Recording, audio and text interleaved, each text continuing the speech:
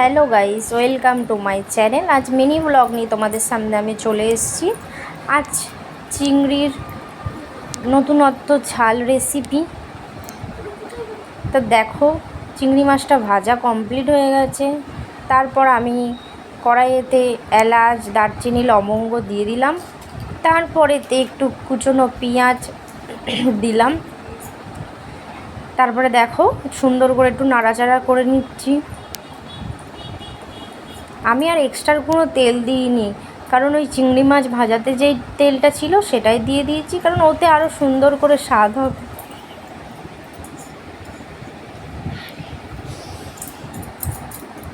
তারপরে একটু ভাজতে দিয়েছি, তার মধ্যে একটু হালকা চিনি দিয়েছিলাম কালারের জন্য।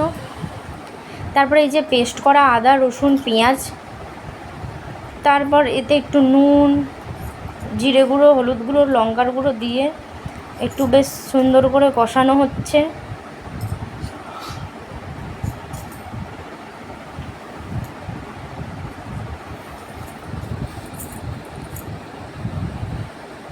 দেখো বন্ধুরা, কষানোও কমপ্লিট হয়ে গেছে। মাছগুলো দিয়ে দিলাম।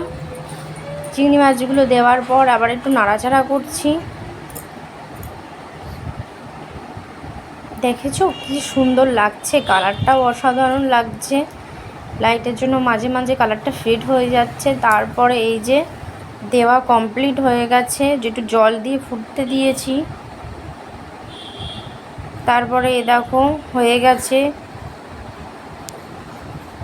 একটু গরম মশলা দিয়ে দিয়েছি। তারপরে এই যে আমার রেডি। আমার ভিডিও যদি তোমাদের ভালো লেগে থাকে অবশ্যই একটা লাইক কমেন্ট প্লিজ করে দিও।